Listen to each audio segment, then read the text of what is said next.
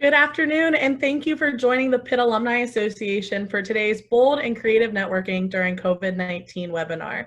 My name is Marcy Johnson, and I'm the Director of Young Alumni and Student Programs for the University of Pittsburgh. Before introducing our presenters, I just wanted to remind everyone to please use the question and answer function for any questions you have throughout the presentation. Now let's introduce our speakers. Anna was born and raised in Pittsburgh and most recently exhibited her artwork at Pittsburgh's First Night 2020. Anna's path to become an independent artist was nonlinear, but by placing creativity and human connection first, she achieved her personal goals. Last year, she joined Melanie in founding Going Places to encourage students to realize they have everything they need to do the same. Melanie, a 2011 graduate, wrote the book on how to land the job of your dreams in an increasingly competitive and uncertain market. Melanie is a former Pitt volleyball player, and Melanie says that school never came easy to her, but with dedication, creativity, and a great network of fellow alumni, she built a successful career while working for some of Silicon Valley's top tech companies. I'll turn it over to you two ladies. All right. Hi, everyone. I saw that there's a bunch of my names on the panelists. I probably gave my mom the wrong link, so I told her, stay muted and don't turn your video on. Thank you so much for having us. We're really excited to be here, especially given that Pitt is my alum and I feel so passionate towards the school. Before we kick it off in the content today, I'm going to just give you a lay of the land, what you can expect for this next hour. So we're going to give you a little bio on ourselves, a little bit more into detail on who Anna and I are, and then we're going to kick it off in networking. So all about networking during COVID, probably around a 15-20 minute session. And then in the remainder of time, we're hopefully going to leave at least 15, 20, maybe 25 minutes for some Q&A. So as Marcy said, as we're kind of speaking, feel free to just, enter in your questions. So when it's time to open up to Q&A, we, have some questions to go through. So with that, I'm going to kick it to Anna just to give a little background on herself. Hey everyone, my name is Anna. Just to start, I had a pretty different career path than Melanie. So before we get into the content, I wanted to give you a little background on me. I graduated from RISD as an artist, but didn't have a real career path laid out in front of me. And what I wanted to do was keep working with artists, but that was very different from the options that were out there. And so why I love talking about what we're discussing today with networking and creating your own path is because I was able to shape my first professional role at a pretty traditional corporate agency into a job as an art director working with up-and-coming artists and make my career into something that I really loved. So Melanie is going to kick off the session and content we put together on networking and get into why being bold and creative during this summer especially is the most important thing you can do for your career.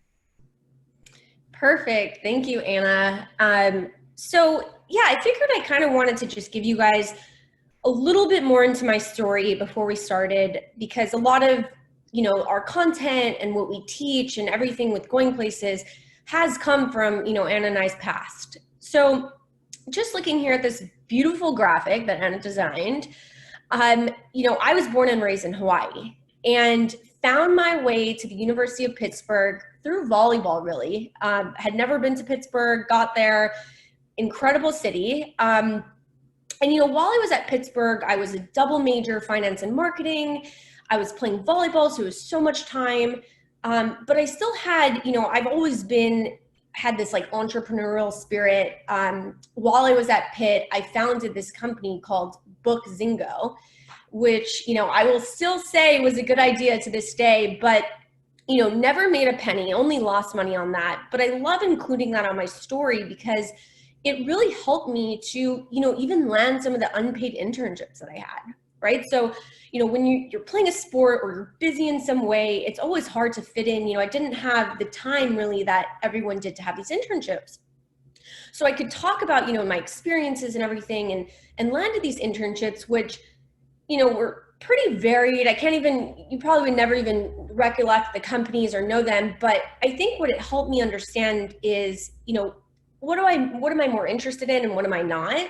A lot of times, what am I not interested in?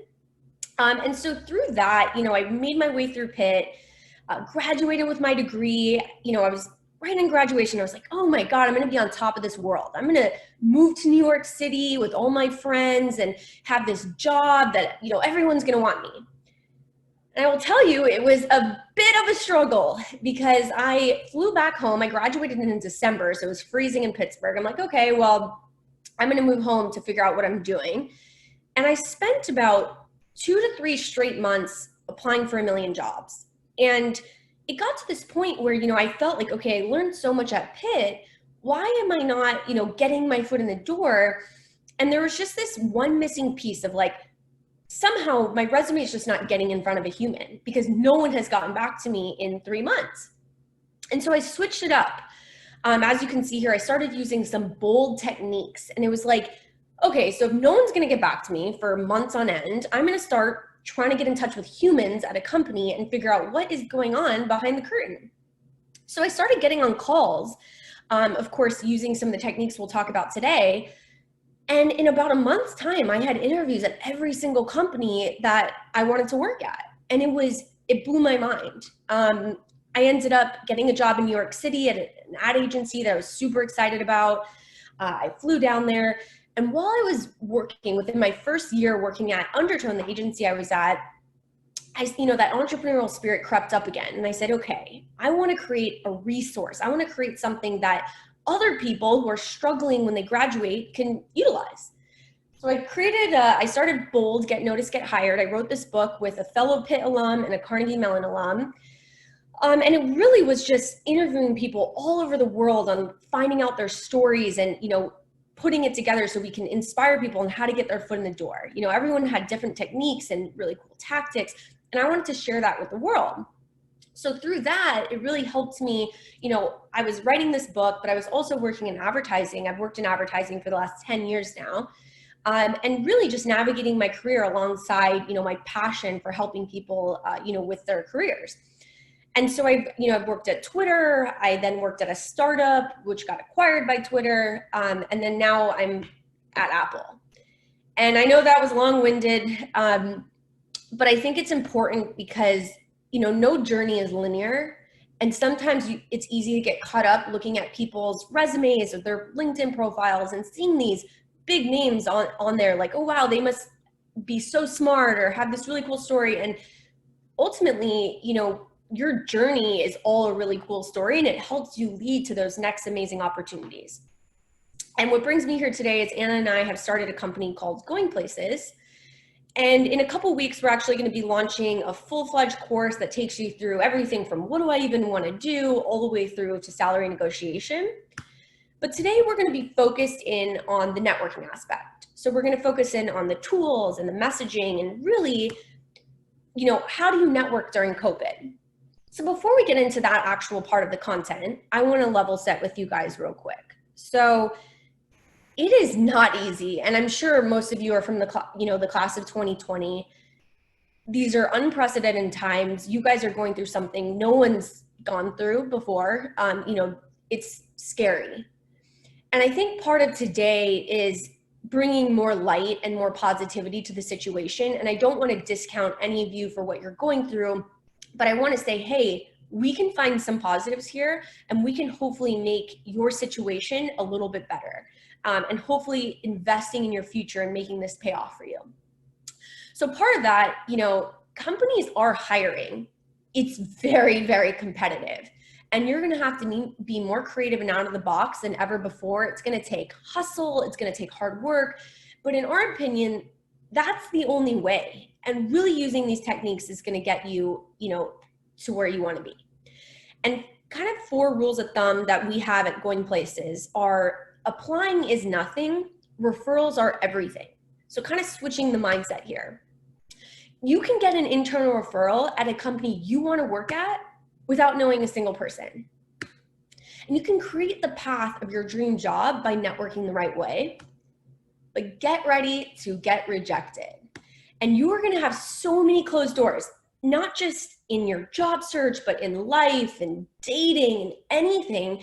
There's so many closed doors, but we want you to just focus on the open doors. Because when it comes to rejection, it's so easy to feel like, you know, the world just falls underneath you, like you have everything is fallen and out of place. But I promise you, when you look back 10 years later, you'll realize that that was just redirection. And one of the hardest things is getting in that mindset in the present, because there's been so many times in my own career where, you know, I had all my eggs in one basket, it didn't work out, and I just felt like my world was over. But I can honestly say now that I'm so happy with the decisions that were made and the way my life has gone. And I want you to really understand that and focus in on that. And this is one of my favorite quotes. It's, you know, you can ask 100 people out on a date. If you get 99 that say no, you have a date. And we are going to focus on the date. So today we're going to talk about networking specifically during COVID, because there's a couple of things that have changed. There's things that are positive, negative, and we want to make sure you're utilizing all of that. So by the end of this session, you will know how to reach out to professionals with knowledge, with confidence, and with tact. And the goal of reaching out is to get someone on a call. So keeping that in mind, the first thing to understand are, where are your people? And Pitt Commons is such a good example of low-hanging fruit, right? So it's like you have people not only from your alumni, but have agreed to want to have conversations with you guys and to, you know, agree to a certain amount of meetings a month. And they've done such a great job with their match program and the networking that we really encourage you guys to use this amongst all channels. And we're going to talk today a little bit, you know, we'll use LinkedIn as examples, but really there's this amazing essence of cross-channel, you know, communication. And a lot of times, you know, I'll reach out to someone through an email, but then I'll shoot them a quick tweet. I know that they're, you know, on Twitter, they're talking a lot there. Hey, John, just sent you an email. Can't wait to get in touch. And you could really do that for anything, right? Like if someone's really present on Instagram or maybe TikTok now, because I know that's a thing, there's ways to captivate, you know, that person's attention on multiple platforms. Okay, so you're finding your people. Now, how do I get them to respond to me, right? That's like the million-dollar question. They don't know me. Why would they want to jump on a call? So first of all, I just want to share this not so secret, but kind of secret thing. Almost every company out there has an internal referral incentive bonus.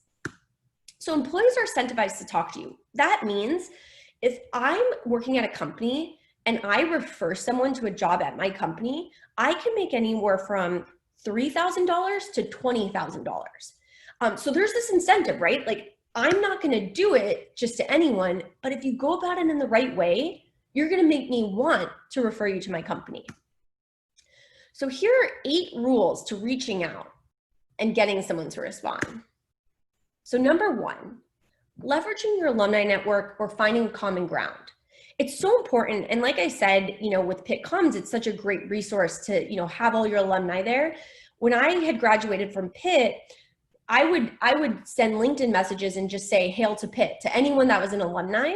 And I had executives, I just remember these people that would reach back out to me and respond and say, yeah, let's jump on a call. All because of the power of my alumni. And also with alumni, you know, it could be anything. If you don't have that alumni connection, it could just be, you know, similar groups or interests or just finding that common ground. Now, you don't ask for anything but a little bit of their time. Everyone is so busy, right? We don't have time to respond to someone who's asking me to do something for them and I have no idea who they are. But I do have time to answer someone if they're flattering me and asking to talk about myself, right? Like, hey, Melanie, you did these cool things. I'd love to talk about you. But of course, be genuine. It's like, okay, like we all can detect, you know, this crazy flattery. You want to come at it from a very genuine aspect of like, I'm very interested and have done research on you and would love to chat. Now, here's an example. You know, in our Going Places program, we have different types of messages that we, you know, give examples for. This would be a commonality message. Someone who, you know, is part of my alumni. And I say, hi, Hyla, I saw you graduated from Pitt. I'm currently a senior. I'm in my senior year there, and I'm excited to earn my degree. I'm sure you recall the feeling. Your experience at Facebook is so impressive. If you have a few minutes, we'd love to hear more about what you do. Hail to Pitt, right? So in that case, it's like, okay, we're really just talking about, I want time just to talk about HYLA. So, okay, you get someone to say, all right, fine, Melanie, let's chat. Reminder, send them a calendar invite, because if it's not on the calendar, it is not a call. And you learn that so well in your professional world, because everything is dictated by my calendar. My boyfriend wants to hang out, put it on the calendar. I'm not even kidding. All right, so you get someone on a call, you're like, okay, how do I navigate this call, right? It's like they're willing to talk to me, but like, I'm almost nervous, like, what do I provide to them? So number one, do your research and be prepared. So it's, you know, understand, okay, someone's taking time in their day to talk to you, they've never met you, do as much research as you can. What company are they at? What are the latest products that that company's released? You know, what have they done in their life? What kinds of cool jobs have they had, groups they've been a part of? Just do as much as you can so you show that, hey, this time is valuable for both you and them. And once you do your research, prepare quality questions about them. You know, not just these surface questions, but really showing like, hey, I want to know more about this specific thing that I've researched on. And then just shut up and listen. Let them talk. Let them talk. The more they talk, the more you win. And remember, don't be nervous. We're all human. I remember having this feeling when I was getting out of college and I was doing this. And when people that were like pretty high up wanted to get on a call with me, I all of a sudden like curled up and was like, am I worth their time? You are. And if you do these things and you prepare properly, you're showing them that you're, you know, you have a seat at that table. And these are things that I think, you know, I don't include them in the 8 rules, but I think these are things we all need to do, right? Read your message 3 times before you send. Always send that calendar invite. And it's also a great way to get their email too, because sometimes you need to get that. Of course, follow up and thank them for their time. And I always say, like, in the follow-up, include something like particular that you talked about, because it's always nice to show that like, oh, I paid attention and here's what I found. So when you're following these rules and you're using flattery, 90% of the time, they will ask you, so what can I do for you? And I will pass it to Anna.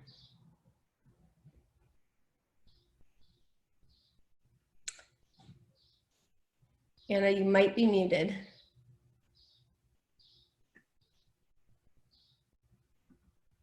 There we go. Okay, so with that in mind, I'm gonna just talk about step 3. So step 3 is have your ask ready. So when they ask, what can I do for you? What are you looking for? What's the reason why you wanted to get on the call with them? Are you looking for an internship at the company they work for, or a position at the company they work for, or maybe one that they've worked at in the past? Or were you just trying to get in touch with them for more informational interview purposes? You know, you looked on their LinkedIn and saw their history and it really impressed you, and you just want to kind of keep them as more of a long-term contact.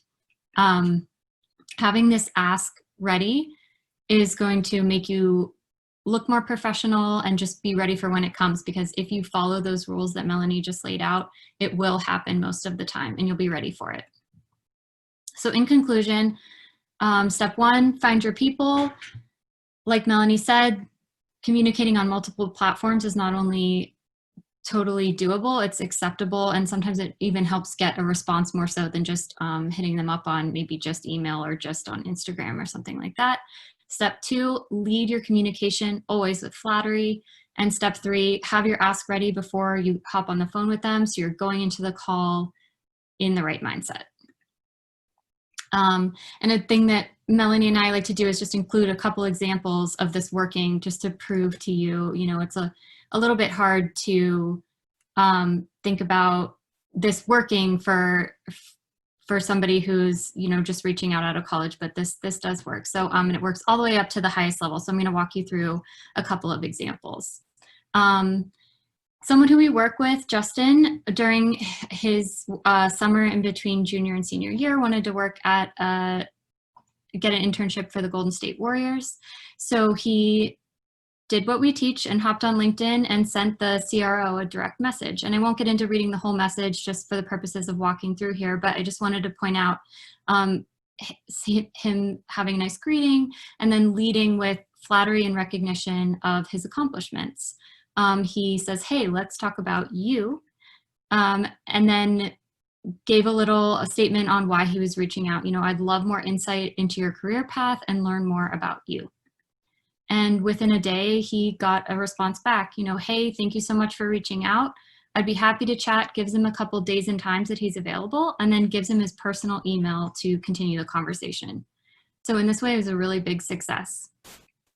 And then another reason I like giving an example for this is, if there's a company that you're really interested in or an organization and they're not hiring right now, and you know that for a fact, take a step back and think about your interests maybe outside of any direct career path that you would take, and find an organization or company or person who's doing work that you really care about. And if you have a plan or an idea or a project that they could benefit from or that you would want to do for them, reach out and let them know about it. And this especially works with startups or smaller organizations.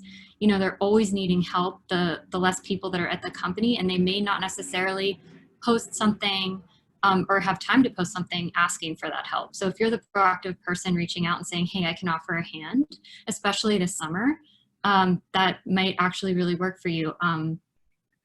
So I wanted to get a personal project into the Three Rivers Arts Festival or first night at the end of last year, and I kind of missed the deadline for it. So I reached out to the director on LinkedIn directly, and I said, hey, this is why I'm reaching out. I was a little late to the submission deadline. Here's my project. Here's what it's about. Here's what how I think you could benefit from it. And she actually followed up with me on the phone and said, I'd love to have your project. I think it's a great fit. We had a little conversation back and forth of how it could be incorporated. And it turned out so this is just an example of way next submission deadline have never been seen, but since we were able to have that personal conversation, I had a successful project. And for this one, I'm going to pass it back to Melanie because we have another example with Mark Cuban, and since Melanie has had such success with networking with people at the top, I'll let her take this one. Thanks, Anna. Okay, perfect. So, yep, Mark Cuban. And I think this is such a good example because it's not just the people like on the bottom or, entry level or HR that respond. It is everyone. People at the highest level are willing to respond to you if you craft the right email or the right message. So another example from Justin, one of, the college students that we've worked with through his job process, had an idea, and he's like, okay, well, I'm going to reach out to Mark Cuban. And when you're reaching out to a celebrity or someone high up, it's so important to really do your research. What do they respond to? Are they, it's known that Mark Cuban does respond to people, but in the right way. So he found his email, he did his research, and he got straight to the point. He told him exactly why he's messaging him. And then he added that appreciation and acknowledgement of interest and said, go Bears. While Justin may not graduate from the same school as Mark Cuban, he can of course appreciate that, loyalty towards his college as the sports person he is. And in less than an hour, he got a response from Mark Cuban. And he said, I think that's a great idea, pretty straightforward. Let me see what we can do on our end. And it ended up being, a project that he's still working on with the team. And Mark Cuban introduced him to the right people at the team, and Justin was able to get in there and, have all the right conversations. So I love that story. And I think it's just so important, especially now, especially in the seat that you're in, that when you're thinking about your dream job and your dream goal, it's so easy to have this like vision in mind. I want to do this. But remember that your dream now is just as important, right? And if you recall me showing my story, it's like, I don't think some of those early steps ever felt like that's my end all be all, my dream job. But you want to embrace every opportunity as if it is, because that's what's going to open those small little doors to get you to the next step. And eventually you're going to look back and be like, whoa, what have I accomplished? And that journey has been so incredible. So with that, we give you permission to reach out.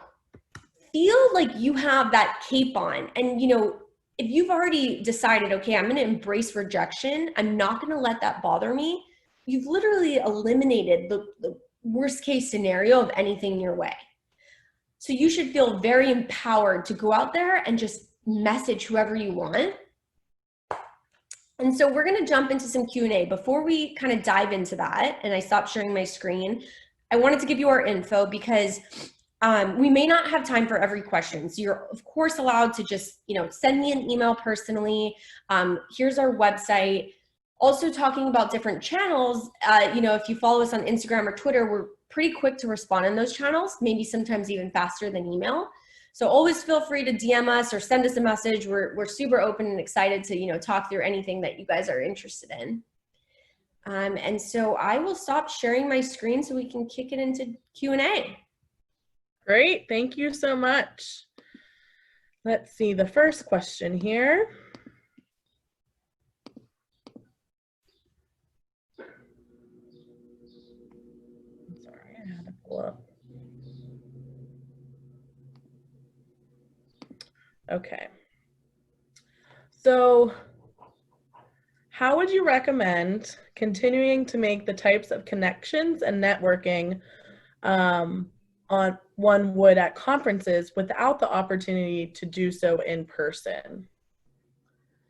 I think that's a really great question. And so the way that we'll probably do this too is I'll kind of give my spiel and Anna will add hers after, add color, and kind of the way that we always go about it. So I love that question because actually, even without COVID, right? So like you go back to conferences and you're thinking about these really crowded environments where everyone's running around, you have your briefcase or whatever you're doing and your cards are just flying everywhere. I actually never found that as my perfect place to network anyway.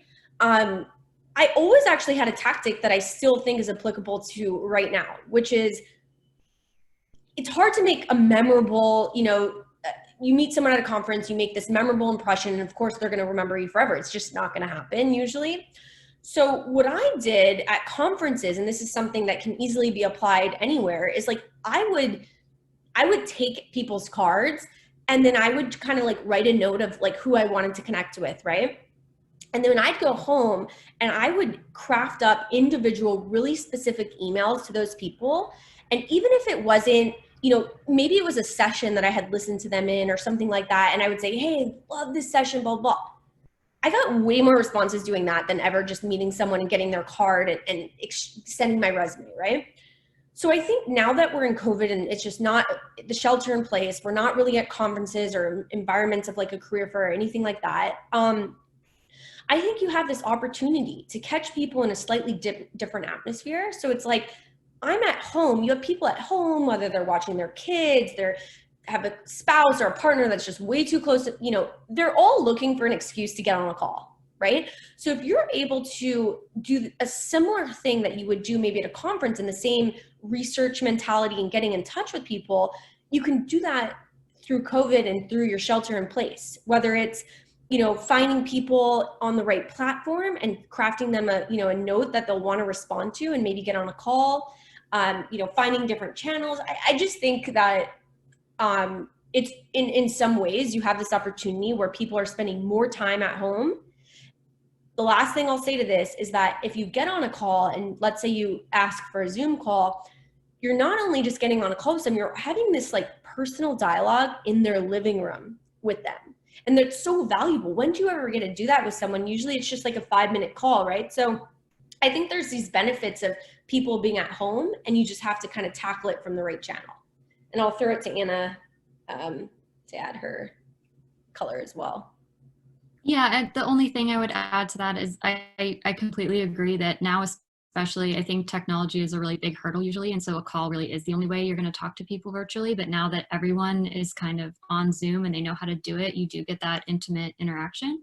And I think that just in the same way you would learn about a stranger at a conference, you can go online and research them as we kind of got into in the presentation and learn about them. Like if it was Melanie, learn that she wrote a book, read where it was published, see how people were commenting on it, like really engage with their background.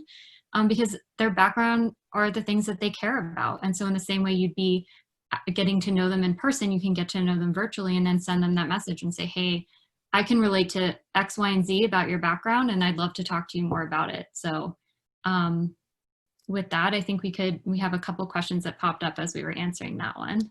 Yes, absolutely.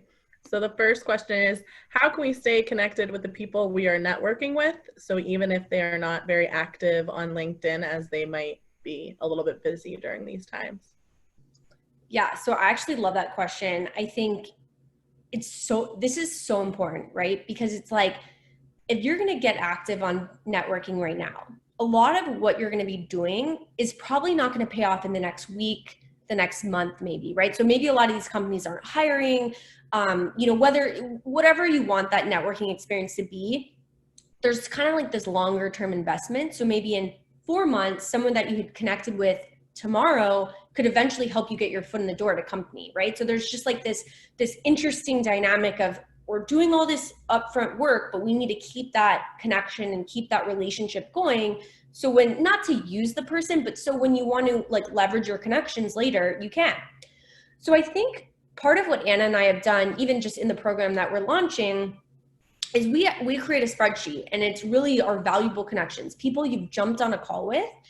And as simple as keeping a date of when you last connected with them. So it's like, okay, I had a call with them yesterday. You put that date in there and you add a little reminder for yourself every 2 months. And depending on the type of person, some of them very busy, some of them not as busy, anywhere from 5 months, maybe to every month.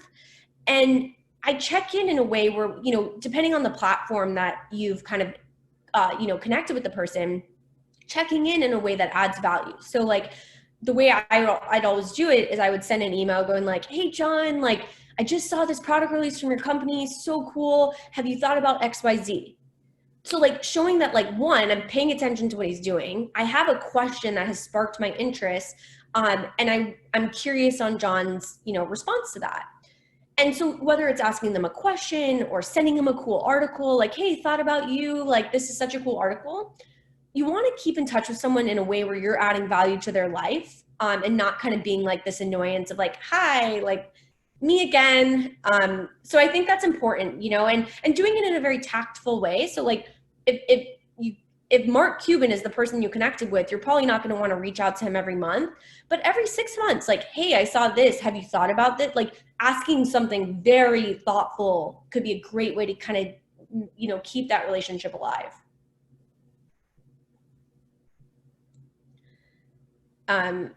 Anything to add on that, Anna?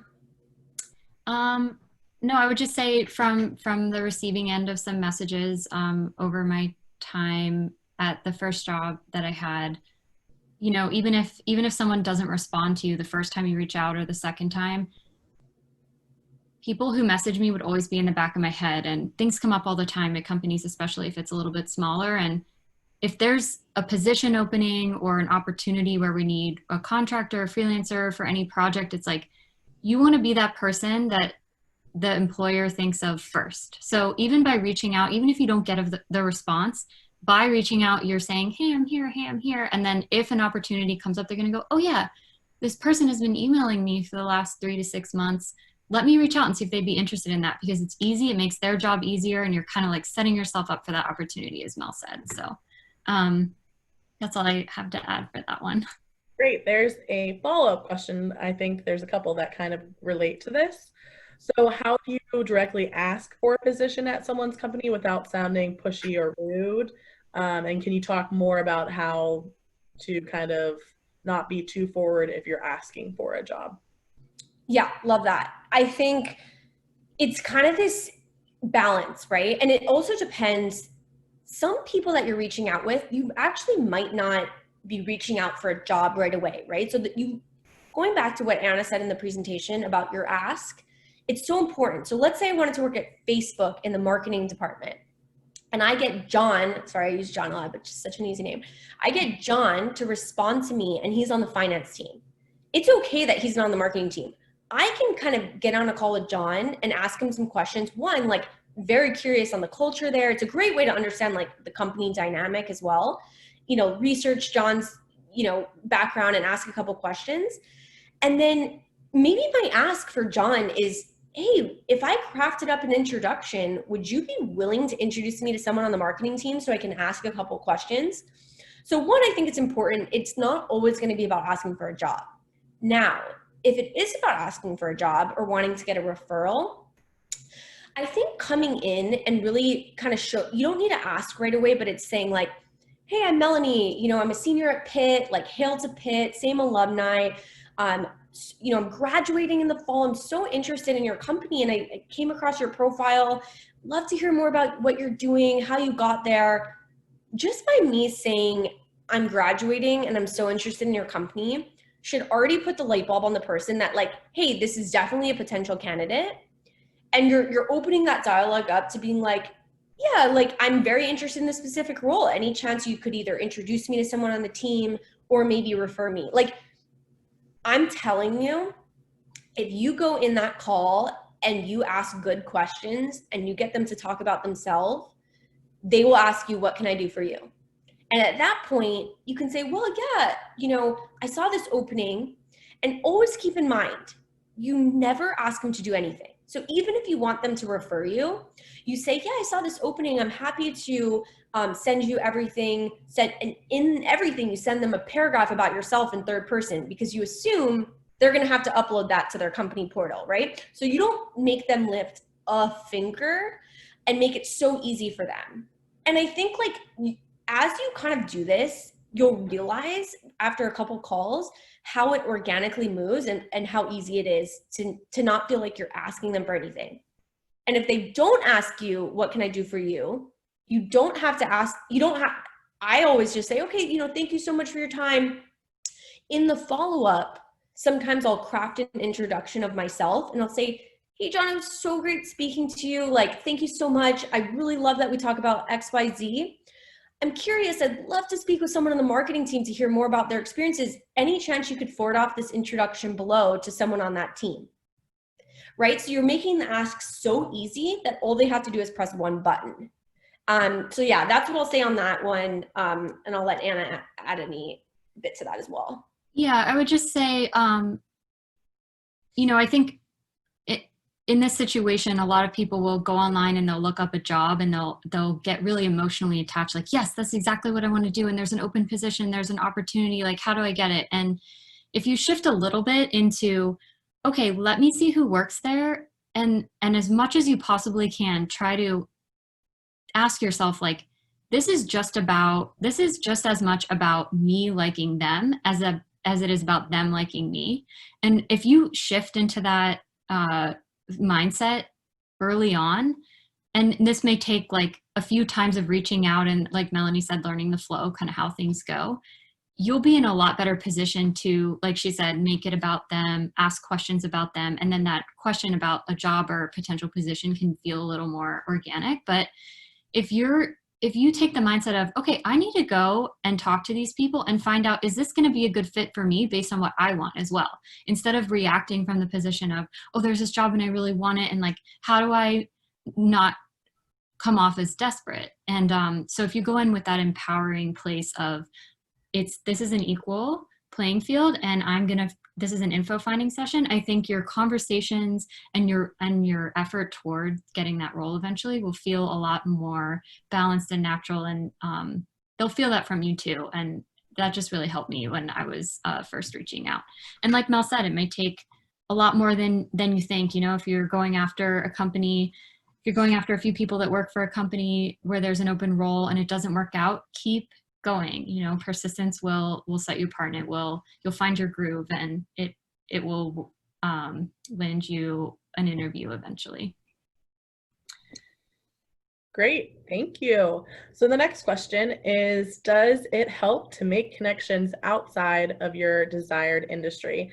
And should I approach those connections differently? Yeah, so I definitely think so. I think what's so interesting too, and I know coming from Pitt, you guys have all different backgrounds, right? So I was a business major, but you might have an industry that's a little more specific. Maybe it's medical, it's research, it's something.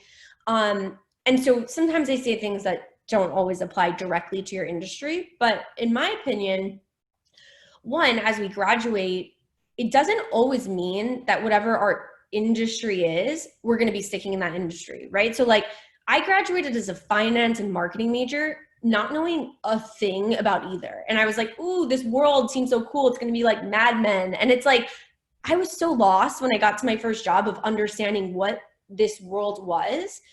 And so I think there's such a benefit of having people outside of your just specific industry, even if you have this clear-cut path, like you're pre-med and you're going to medical school. I think like it's still beneficial to understand, you know, what else is out there. And I also think that, you know, there's so like, I just think back to, I cold emailed a sportscaster at ESPN out of college, and he got me an interview at ESPN. And it's a funny long story, but the long story short is he is not my industry. And he literally got me that interview the next day. And it was such a funny happening of like, I can't believe he responded and got on a phone with me. But it just shows like everyone's valuable. And if there's people who you find inspiring or you want to talk to, like get outside of your industry, and it can be really amazing to just hear more about their story.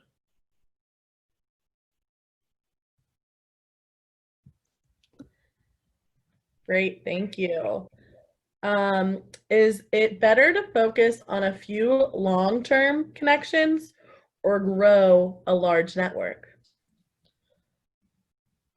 Yeah, I think it's a combination, because there's this kind of method that we have in terms of, you know, we really focus on, okay, you're going to research the companies that, let's say, you want to work at, right? So it's like, I have these companies I'm passionate about.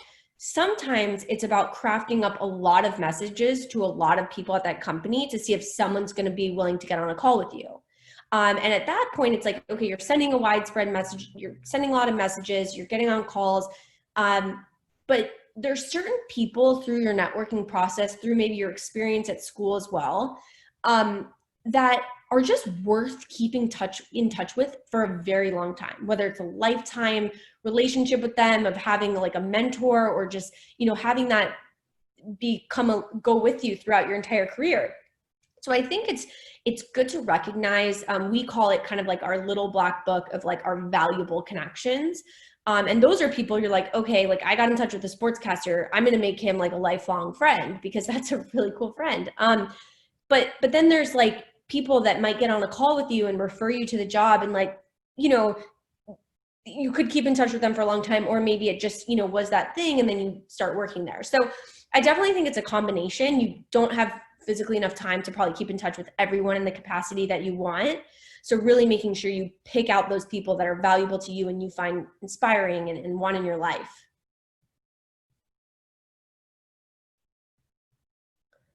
Cool. Anna usually chimes in if she has something, so I just figure, okay. Oh, good. The next question we have is, without the opportunity to continue accruing experience in certain jobs, so in this case with research, how should we shift the focus of future applications and interviews to still appear attractive as a candidate? Yeah, and this is good. This isn't even just, you know, research. I think research is a great example for this question, but this is for anyone, right? So like, you're in this position right now where a lot of you are like, crap, my internship fell through or my job fell through, and I have a summer here where no one seems to be hiring, and I somehow need to make this valuable.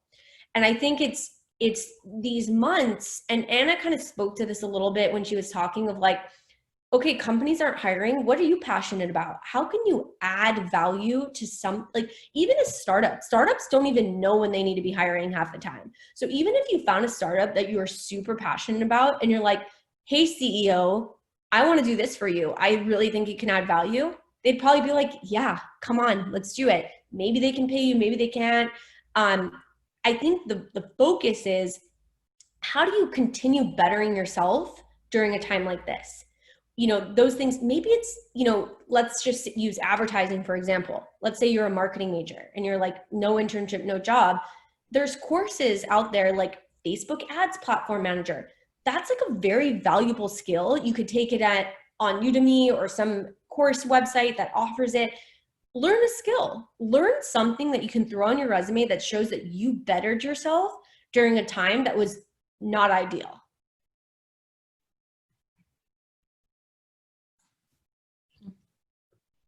Cool. Okay, the next question is it okay to have family and friends refer me to connections if I don't feel comfortable cold calling? Yeah, so I think when we think about connections, right, you're really looking at who do you possibly know from a company? So like, let's say there's a company, like Snapchat, let's say you're like, I want to work at Snapchat. So first you want to see like, who is friends and family that I know there that could possibly make that introduction to someone, right? Perfect. You should be doing that as your lowest hanging fruit. Pitt Commons, right? It's like, you have this amazing like network that you can utilize, and you can go in there like, does anyone work at Snapchat there? Does anyone work at one of the companies that you want to work at? How can I get in there and just have a conversation with someone, right? So whether it's friends and family, people willing to get on a call with you through this platform. And then it's like, okay, I know a lot of you are thinking like, I don't really want to cold call. I don't want to reach out to people. Like, that's embarrassing. It's like annoying. I promise you that like everyone thinks like that, and no one's doing it. Everyone's like hitting up HR or people that like get 1,000 emails a day. If you think one step further and you actually craft this with value, people will look at you and go, he or she has hustle. They want it. I want someone like that on my team. So I'm going to want to refer them because that's ambitious of them.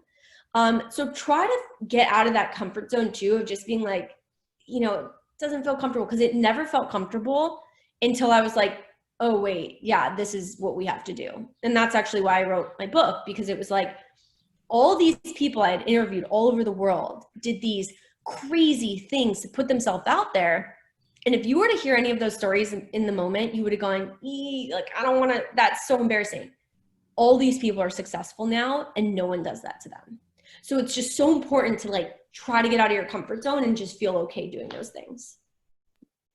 Yeah, and I would say, as you can tell, Mel does all the talking and I kind of sit back and I'm not as comfortable. So I can relate to that question, but I will say when I was working and with multiple clients, my willingness to get on the phone and talk to them rather than send email or text messages, which is how a lot of people actually do business, is what set me apart and why they really loved working with me. And I would get multiple compliments actually, like, you know what, hey, I just want to say your willingness to hop on the phone is why we do business with you.